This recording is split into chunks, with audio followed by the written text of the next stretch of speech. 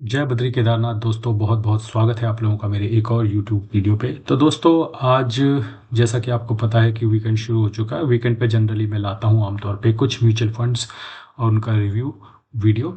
तो चलिए बिना किसी देरी के सबसे पहले शुरू करते हैं वीडियो को। इससे पहले कि मैं वीडियो शुरू करूँ, आपकी जानकारी के लिए बता दूं कि मैं सेबी और एमफी रजिस्टर्ड फाइनेंशियल एडवाइज़र नहीं हूँ। तो अपने फाइनेंशियल एडवाइज़र की सलाह और अपनी बुद्धि का इस्तेमाल करके ही किसी फंड को निवेश करें। ये इन्वेस्टमेंट एडवाइस नहीं है। इस वीडियो को खाली मैं जानकारी के पर्पज से बना रहा हूँ, ठीक है। तो इस बात का पूरा पूरा ध्यान रखें। तो चलिए शुरू करते हैं दोस्तों। जैसा कि आप स्क्रीन पे देख रहे हैं, आज हम जिस फंड की बात करने वाले हैं वो है ICICI Prudential Nasdaq 100 index fund, ठीक है। जैसे कि नाम से ही पता चल रहा है कि नैस्डैक 100 एक इंडेक्स है यूएस में, जिसमें ये इन्वेस्ट करता है और ये इंश्योर करता है कि आपको यूएस में जो शेयर्स लिस्टेड हैं उनका फ़ायदा आपको मिले। तो कौन कौन से मेजर शेयर्स हैं जो इस फंड के अंदर आते हैं, उसके बारे में हम आगे डिस्कस करेंगे। तो चलिए सबसे पहले देखते हैं इसके रिटर्न पे। तो पिछले 3 महीने में इस फंड ने लगभग 3% का रिटर्न दिया है, जो कि इम्प्रेसिव है कंसिडरिंग जिस तरह का मार्केट में फॉल आ रहा है। पिछले 6 महीने में लगभग 17% का रिटर्न दिया है, जो कि बहुत ज़्यादा इम्प्रेसिव है। पिछले एक साल में इस फंड ने लगभग 27.59% का CAGR दिया है, यानी कि लगभग 27.5% का CAGR इसने पिछले एक साल में दिया है। और पिछले 3 साल में इस फंड ने लगभग 34% का CAGR दिया है सालाना। तो आप देख सकते हैं कि इस फंड ने कंसिस्टेंटली काफ़ी अच्छे रिटर्न दिए हैं। और जैसा कि आप देख सकते हैं कि पिछले एक साल की अगर हम बात करें, जिस पे हमारा सबसे ज़्यादा फोकस होना चाहिए, उसमें 27.59% का CAGR इस फंड ने दिया है। तो जैसा कि आपको पता है कि पिछले एक साल में इंडियन इक्विटीज़ में तो बिल्कुल भी रिटर्न नहीं बने हैं हमारे। तो ऐसे में हमेशा ये बात उठती रहती है कि लोगों को डाइवर्सिफाई करना चाहिए। और डाइवर्सिफिकेशन के लिए आपके पास कुछ ऑप्शन हैं, जैसा कि कमोडिटीज़ है, रियल एस्टेट है, अमेरिकन इक्विटीज़ है, चाइना इक्विटीज़ है, जापान ताइवान इक्विटीज़ है। तो धीरे धीरे मुझे ऐसा लगता है कि हमें लगभग 70 to 80% इंडियन इक्विटीज़ में ही इन्वेस्ट रहना चाहिए, लेकिन उसके अलावा 5-7 10% जो है अलग अलग कंट्रीज़ की इक्विटी में भी हमें इन्वेस्ट करना चाहिए। हालांकि टाइमिंग टोटली आपका डिसीजन होगा कि आप कब एंटर करना चाहते हैं, लेकिन over the period of time, यानी कि अगर आप 10-15 साल के लिए निवेश कर रहे हैं तो धीरे धीरे आपको हर मार्केट में थोड़ा थोड़ा निवेश कर लेना चाहिए। ये मेरा मानना है। ये बिल्कुल भी ज़रूरी नहीं है कि डे 1 से ही करना है, या अगर समय सही नहीं है तो उस गलत समय में मार्केट में घुसना ही घुसना है। लेकिन धीरे धीरे आपको 1-2 साल के अंदर हर मार्केट में थोड़ा थोड़ा अपना कंट्रीब्यूशन कर लेना चाहिए। लेकिन क्योंकि highest GDP growth rate India का ही है, तो इंडियन इक्विटीज़ में आपको रहना चाहिए। प्लस जाहिर सी बात है कि सेबी इतना अलाउ भी नहीं करता, क्योंकि उनकी एक लिमिट होती है, तो उससे ज़्यादा आप लगा भी नहीं सकते बाहर के उसमें।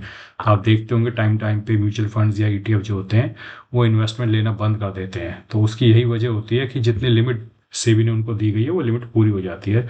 तो आपके पास ऐसा ऑप्शन भी नहीं है कि आप सारा ही बाहर लगा सकें, लेकिन मेरे हिसाब से एक 5-7% हर मार्केट में आपका कंट्रीब्यूशन हो सकता है। मेजर आपका 80% इंडियन इक्विटीज़ में ही रहना चाहिए।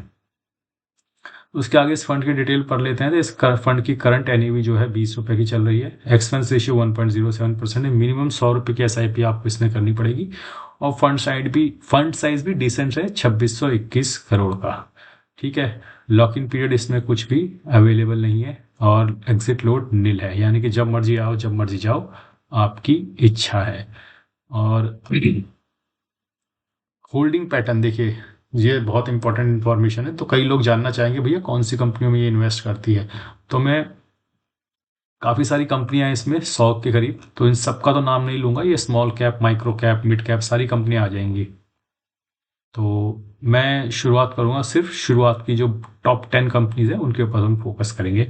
तो एनवीडिया दुनिया की सबसे बड़ी कंपनी, जिसमें इस इंडेक्स का 9.04% स्टेक है।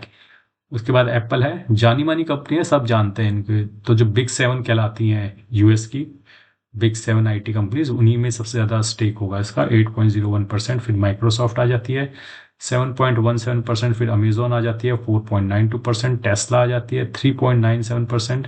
Facebook 3.87%। Alphabet incorporation A 3.63%, alphabet incorporation 3.38%, Broadcom corporation 3.26%, पालंतिर 2.24%, Netflix 2.19%।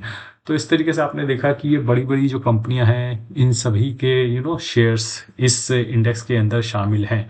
तो अब अगर आप यूएस की टॉप आईटी कंपनीज में इन्वेस्ट करना चाहते हैं एक म्यूचुअल फंड के थ्रू, तो ये एक अच्छा म्यूचुअल फंड माना जाएगा जो इन कंपनीज में इन्वेस्ट करता है। वैसे तो 100 कंपनियां हैं, तो बाकी कंपनियों के बारे में तो आप जानते भी नहीं होंगे। तो यूएस की बहुत सारी मिड कैप, स्मॉल कैप और माइक्रो कैप कंपनियां भी इसमें शामिल होंगी। तो सेक्टर वाइज एलोकेशन अगर आप देखें तो IT hardware 19%, IT software 15%, unspecified 9% है, मिसलेनियस 7.94% है, electronics 7.61, e commerce 5.34, auto ancillary 3.97, pharmaceutical 2.8, telecommunication 2.68, TV broadcasting 2.47। Asset में आप देखेंगे तो ओवरसीज इक्विटीज 99.80%, सब कुछ ही ओवरसीज इक्विटीज है। यूएस का ये फंड है, थोड़ा बहुत कैश पे बैठे हुए हैं और एडीआर जीटीएस वगैरह उसने दे रखा है। हाई रिस्की है क्योंकि जैसा कि आपको पता है कि नेस्डेक हाईली वॉलेटाइल है, प्योर इक्विटी है, तो इसमें काफ़ी ज़्यादा वेरिएशंस आ सकता है। तो दोस्तों मार्केट में इन्वेस्टमेंट प्लेटफॉर्म तो कई है, लेकिन क्या आप ऐसा प्लेटफॉर्म चूज कर रहे हो जो आपको बेस्ट फीचर्स प्रोवाइड कर रहा है? इसलिए आज मैं आपको एक ऐसे प्लेटफॉर्म के बारे में बताऊंगा जहां लाखों इन्वेस्टर 20 साल से ट्रस्ट कर रहे हैं तो मेक बेटर इन्वेस्टमेंट डिसीजन। और इस प्लेटफॉर्म का नाम है रूपीजी।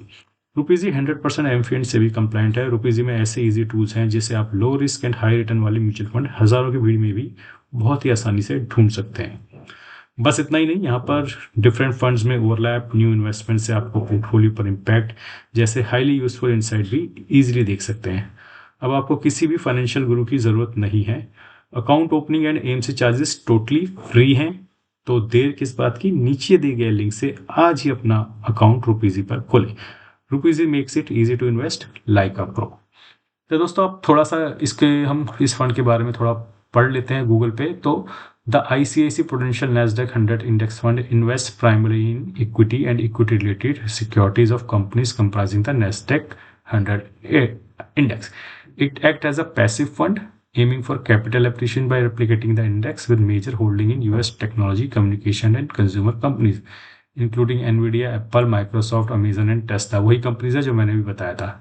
तो प्राइमरी ऑब्जेक्टिव है replicate the Nasdaq 100 index holding the top tier 100 non pension companies listed in the Nasdaq. Top holding as वही है जो मैंने भी आपको दिखाया। सेक्टर एलोकेशन भी मैंने आपको दिखाया। Geographic focus 100% in United state, जो कि अभी मैंने बात की थी। तो दोस्तों इस बात का आपको पूरा ध्यान रखना है कि आपको अपने फाइनेंशियल एडवाइजर की सलाह लेकर ही और अपनी बुद्धि का इस्तेमाल कर ही इस फंड में निवेश करना है। किसी भी यूट्यूबर के कहने से, चाहे वो मैं ही हूँ या कोई और हो, किसी भी फंड में निवेश नहीं करना है। ये वीडियो सिर्फ एजुकेशन पर्पस के लिए था, ये कोई इन्वेस्टमेंट एडवाइस नहीं है। मैं एक बार फिर से दोहरा दूं कि ये वीडियो सिर्फ एजुकेशन पर्पस के लिए था, ये इन्वेस्टमेंट एडवाइस नहीं है। अपने फाइनेंशियल एडवाइजर की सलाह मशवरा लेने के बाद और अपनी बुद्धि का इस्तेमाल कर ही किसी भी फंड में निवेश करें। अगर आप इस फंड में निवेश करते हैं और आपका कोई नुकसान होता है तो उसके लिए ओपिनियन मास्टर चैनल जिम्मेदार नहीं है। इस बात की पूरा ध्यान रखें। तो दोस्तों आज हमने आपको बताया ICICI prudential Nasdaq 100 index fund के बारे में।